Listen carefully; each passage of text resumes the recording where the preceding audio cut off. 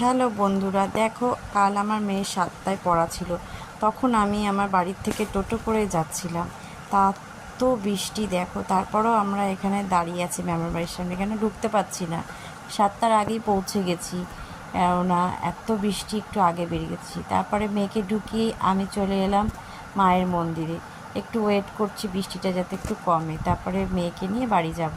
তারপর আমার আজকে মঙ্গলচণ্ডীর পুজোর বাজার করা ছিল, আমি সেগুলোও কমপ্লিট করলাম বৃষ্টির মধ্যে।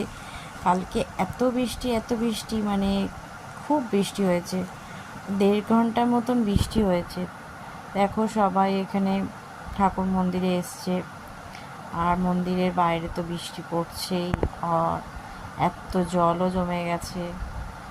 আমাদের মন্দিরটা দেখছো কত সুন্দর, এখন অনেকটা সুন্দর করেছে, একটা আগে ছিল না। তা খুব সুন্দর, আমি আসি প্রত্যেক মঙ্গলবার করে। Tata, bye bye.